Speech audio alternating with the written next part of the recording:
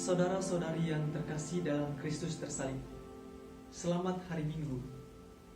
Hari ini kita memasuki Minggu biasa yang ke-28 tahun B1. Saya mengajak kita pada kesempatan ini untuk merenungkan bacaan-bacaan maupun Injil yang disediakan gereja untuk kita. Bacaan pertama dari kitab Kebijaksanaan Salomo hendak memberi pengertian kepada kita untuk senantiasa mendambakan kebijaksanaan. Ajakan ini mesti direnungkan dengan baik pada konteks zaman sekarang. Mengingat di masa ini banyak orang cenderung mencari kenikmatan jasmani dan mulai melupakan Tuhan. Laju perkembangan teknologi terus mengalir. Tawaran bertebaran di mana-mana. Tanpa disadari, hal itu mengikis bahkan menyapu bersih benih-benih iman di dalam diri manusia. Nah, mengapa kita harus mencari kebijaksanaan? Ya, karena kebijaksanaan itu adalah kunci bagi setiap pengenalan.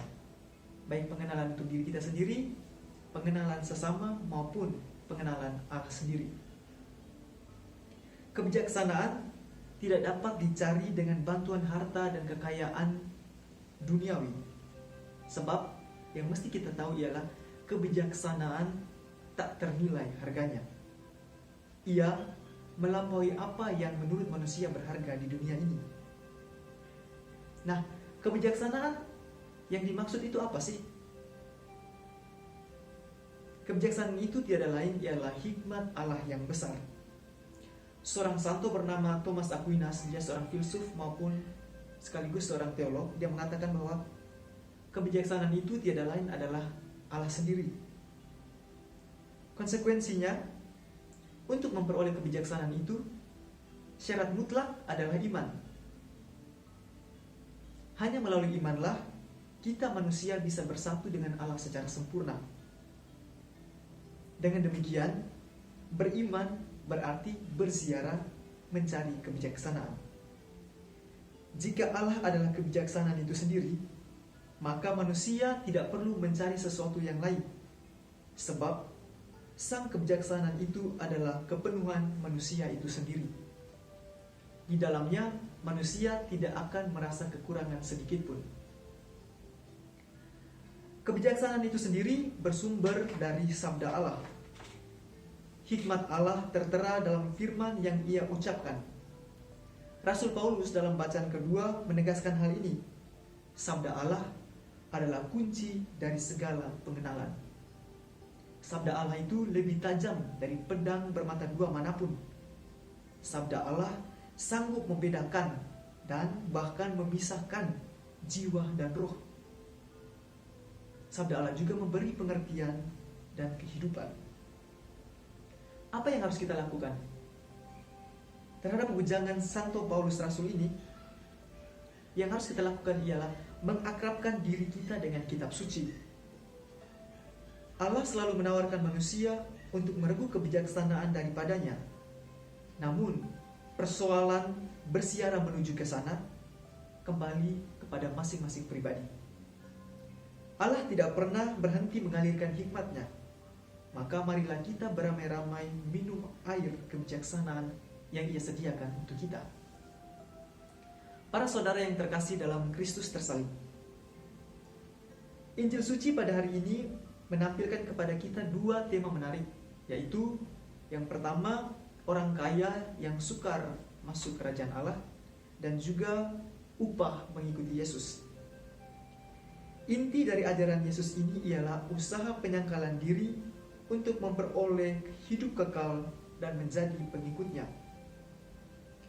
Yesus menekankan bahwa siapa yang hendak mengikuti dia harus meninggalkan harta kekayaannya, sanak saudaranya, dan apapun yang bersifat melekat pada diri kita. Seorang pemuda kaya yang dikisahkan dalam Injil mendapat tantangan dari Yesus, yaitu menjual seluruh harta dan kekayaannya, dan hasilnya dibagikan kepada orang miskin. Ekspresi sedih dan kecewa si pemuda kaya ketika diminta Yesus untuk menjual harta dan kekayaannya ialah sedih dan kecewa. Apa yang hendak dikatakan kepada kita melalui ekspresi dari sang pemuda kaya ini? Hal yang ingin dikatakan tiada lain ialah sangat sulit untuk melepaskan keterikatan duniawi. Sangat susah, tidak mudah untuk melepaskan kesenangan duniawi. Mengapa? Sebab manusia cenderung ingin bermegah dengan segala kepunyaannya. Lagi-lagi saya katakan ini adalah syarat mutlak untuk mengikuti Yesus. Alasannya jelas. Jika kita sudah tidak mempunyai apa-apa lagi yang melekat pada diri kita, maka satu hal yang pasti adalah kita hanya memikirkan Allah. Kita hanya mengharapkan Dia. Kita hanya membutuhkan Dia dalam kehidupan kita. Tidak ada yang lain. Maka ini sangat penting bagi para pengikut Yesus. Lantas, apakah setiap orang kaya itu sukar masuk dalam kerajaan Allah? Tidak. Tidak demikian yang dimaksudkan Yesus. Orang kaya yang dimaksudkan Yesus tiada lain adalah mereka yang berkelimpahan harta benda yang hidup bagi diri mereka sendiri. Mereka yang memiliki uang dengan tindakan culas atau pribadi yang berbudaya korup. Mereka yang berkuasa atas orang-orang kecil dan memeras hak milik orang lain. Mereka yang nyaman akan posisi atau kedudukannya guna kemegahan diri sendiri. Inilah pribadi-pribadi yang kiranya sasaran dari perkataan Yesus ini. Saudara-saudara yang terkasih dalam Kristus tersalib, melalui momen ini juga Yesus ingin menekankan satu hal, yaitu memberi atau berbagi. Yesus tidak menghendaki kita hidup dalam kemegahan duniawi.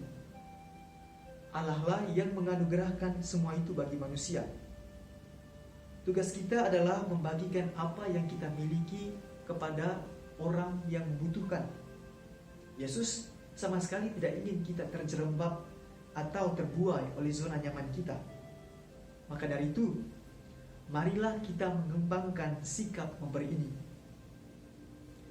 Apalagi di masa-masa pandemi COVID-19 ini, habitus atau kebiasaan untuk memberi perlu kita kembangkan. Mengapa? COVID-19 memengaruhi segala aspek kehidupan, tak terkecuali ekonomi. Banyak orang miskin bertambah miskin.